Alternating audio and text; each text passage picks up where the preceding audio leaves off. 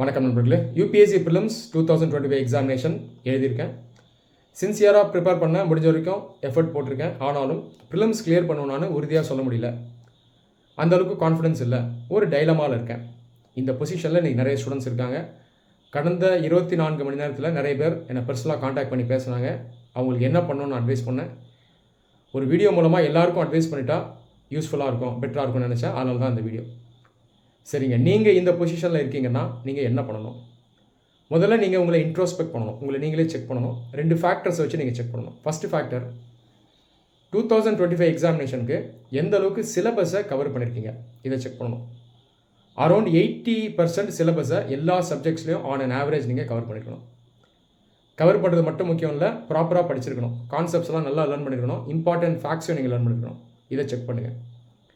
Second factor, second criteria, prelims எக்ஸாமினேஷனில் உங்களுடைய score என்னங்கிறத ஒரு ப்ராப்பர் ஆன்சர் கீயை வச்சு செக் பண்ணுங்கள். ஸ்கோர் 80 to 85 இந்த ரேஞ்சில் ஜிஎஸில் வருது அப்படின்னா நீங்கள் கிளியர் பண்ணுறதுக்கான வாய்ப்புகள் இருக்குது. ஓரளவு நல்லாவே இருக்குது அப்படின்னு சொல்லலாம். ஆனாலும் உறுதியாக சொல்ல முடியாது. இந்த முறை எக்ஸாமினேஷன் ஓரளவுக்கு டஃப்பாக தான் இருந்தது. அதனால் இந்த ரேஞ்சில் நம்ம கட் ஆஃபை எதிர்பார்க்கலாம். கொஞ்சம் முன்ன பின்ன போகும். நான் ஏன் 80 to 85ன்னு சொல்கிறேன்னா, இந்த ரேஞ்சில் இருக்குன்னா ஸ்கோர் ஆக்சுவலாக கொஞ்சம் குறையலாம், அதிகமாகவும் போகலாம். உதாரணத்துக்கு 87, 89ம் போகலாம். ஸோ இந்த ரேஞ்சில் இருக்குன்னா கிளியர் பண்ணுறதுக்கான வாய்ப்பு உங்களுக்கு இருக்குது. ஆனால் உறுதியாக அடித்து சொல்ல முடியாது. 85 பக்கம் இருக்குன்னா வாய்ப்புகள் அதிகம் இருக்கும்.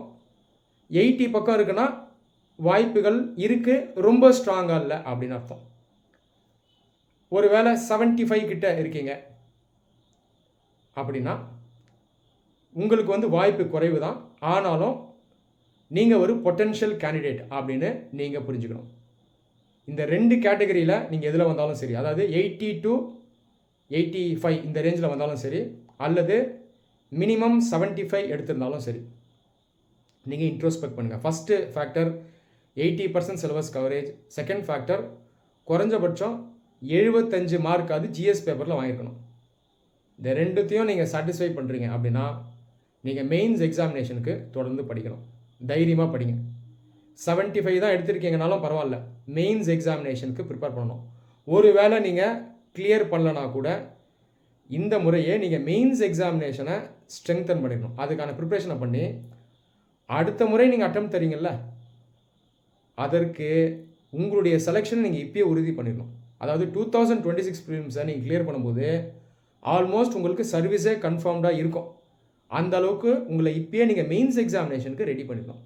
அதனால் தொடர்ந்து நீங்கள் இந்த ஜேர்னியில் ப்ரொசீட் பண்ணுங்கள். தைரியமாக ப்ரொசீட் பண்ணுங்கள். எப்படி ப்ரொசீட் பண்ணணும் அதை இப்போ சொல்லிடுறேன். இப்போ ஜூன் 1 ஆயிடுச்சு, நம்ம அசியூம் பண்ணிப்போம். இன்னும் ஜூன் 1 வரல. ஜூன் 1 நீங்கள் ப்ரிப்பரேஷனை ஃபர்தராக ஸ்டார்ட் பண்ணுறீங்க அப்படின்னா அடுத்த 4 மாதங்கள், ஜூலை, ஆகஸ்ட், செப்டம்பர், அக்டோபர் 1 வரைக்கும் பிரத்யேகமாக நீங்கள் மெயின்ஸ் ப்ரிப்ரேஷனில் இருக்கணும். இந்த காலத்தில், இந்த 4 மந்த்ஸில் தொடர்ந்து டெய்லி கரண்ட் அஃபேர்ஸ் நீங்கள் படிங்க. அதை தாண்டி மெயின்ஸ் எக்ஸாமினேஷனுக்கு ஸ்பெசிஃபிக்கான இந்த விஷயங்களை நீங்கள் பண்ணணும். இந்த சப்ஜெக்ட்ஸை நீங்கள் முடிஞ்ச வரைக்கும் கவர் பண்ணணும். 1 ஆப்ஷனல் பேப்பர், இன்னொன்று எத்திக்ஸ் பேப்பர், 3வது வேர்ல்டு ஹிஸ்ட்ரி. இந்த 3 முக்கியமான சப்ஜெக்ட்ஸ். மெயின்ஸ்க்கு எக்ஸ்க்ளூசிவாக படிக்கிறது, பிரத்யேகமாக படிக்கிறது. 3 சப்ஜெக்டையும் முடிஞ்ச அளவுக்கு நீங்கள் கவர் பண்ணுங்கள். எப்படி ஸ்கெடியூல் பிளான் பண்ணலாம்னா, ஹாஃப் டே நீங்கள் ஆப்ஷன் வைக்கலாம், மிச்ச ஹாஃப் டே இந்த சப்ஜெக்ட்ஸ்க்கு ஒதுக்கலாம். இப்போ ஃபஸ்ட்டு 2 மாதம் ஆப்ஷனல் ஹாஃப் டே, மிச்ச ஹாஃப் டேயில் நீங்கள் என்ன பண்ணலான்னா, ஒரு மாதம் எத்திக்ஸ் வைக்கலாம், இன்னொரு மாதம் வேர்ல்டு ஹிஸ்ட்ரி எடுத்துக்கலாம். முடிஞ்ச வரைக்கும் கம்ப்ளீட் பண்ணுங்கள். ஆப்ஷனல் குறைஞ்சபட்சம் ஒரு 80% முடிக்க பாருங்கள். எத்திக்ஸும் வேர்ல்டு ஹிஸ்ட்ரியும் ஃபுல்லாகவே முடிச்சிருங்க. இந்த டைமில் என்ன பண்ணணும்னா, ஆன்சர் ரைட்டிங்கும் டெய்லி பண்ணணும். முதல்ல சிம்பிள் கொஷின்ஸ்க்கு ஆன்சர் பண்ணணும். நீங்களே ஃப்ரேம் பண்ணி ஆன்சர் பண்ணுங்கள். அடுத்தது ப்ரீவியஸ் இயர் கொஷினை கொஞ்சம் கொஞ்சமாக சால்வ் பண்ண ஆரம்பிக்கணும். எடுத்த உடனே கஷ்டமான பிஐக்யூ சால்வ் பண்ணக்கூடாது. முதல்ல சிம்பிளான பிஐக்யூ சால்வ் பண்ணிட்டு அதுக்கப்புறம் கொஞ்சம் கொஞ்சமாக கஷ்டமான பிஐக்யூ சால்வ் பண்ணணும். இதை தாண்டி ஜிஎஸ் இருக்குது பாருங்கள். பேப்பர் 1, 2, 3 இதுக்குள்ளே ஒரு சில முக்கியமான டாபிக்ஸ் இருக்குது. இதோ நீங்கள் மெயின்ஸ்க்குன்னு ஸ்பெசிஃபிக்காக படிக்கிறது. இந்த டாப்பிக்கையும் சேர்ந்து கவர் பண்ணுங்கள். இந்த டாபிக்ஸில் பார்த்தீங்கன்னா ஆல்ரெடி பேஸ் போட்டிருப்பீங்க 1 இயர் ப்ரிப்ரேஷனில். இதில் நீங்கள் ஃபர்தராக கவர் பண்ண முயற்சி பண்ணணும். முக்கியமான டாபிக் என்னென்னு பார்த்தீங்கன்னா ஜிஎஸ் பேப்பர் 1ல் socialism, communism, regionalism, communalism, status of women in society இதெல்லாம் படிக்கணும். பேப்பர் 2ல் இன்டர்நேஷ்னல் ரிலேஷன்ஸில் organisation, Indian diaspora, citizens charter, role of civil service in a democracy, representation of people act இதெல்லாம் கவர் பண்ணுவோம். Paper 3ல் agriculture ஒரு முக்கியமான பார்ட், 4 சப்டாபிக்ஸ் இருக்குது, அதை முடிக்க பாருங்கள். அது இல்லாமல் சைபர் செக்யூரிட்டி, இன்டர்னல் செக்யூரிட்டி, அப்புறம் border related threats, border management இதெல்லாம் 3 பேப்பர்லேயும் இருக்கக்கூடிய specific topics for mains exam.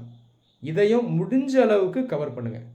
ஆனால் இந்த டாப்பிக்கை விட நீங்கள் மெயினாக எதை முடிச்சிருக்கணும்னா அந்த 3 சப்ஜெக்ட்ஸை முடிச்சிருக்கணும். Optional, world history, ethics. So 4 months நீங்கள் மெயின்ஸ்க்கான ப்ரிப்ரேஷனில் இறங்குங்க. அக்டோபர் 1 வைண்ட் அப் பண்ணிவிட்டு நீங்கள் என்ன பண்ணணுன்னா 2025 மெயின்ஸ் எக்ஸாம் நடக்க போது பாருங்கள் ஆகஸ்ட்டில். அந்த எக்ஸாமினேஷனை நீங்கள் அக்டோபர் 1 மெயின்ஸ் ப்ரிப்ரேஷன் முடித்த உடனே நீங்கள் வீட்டில் எடுக்கணும்.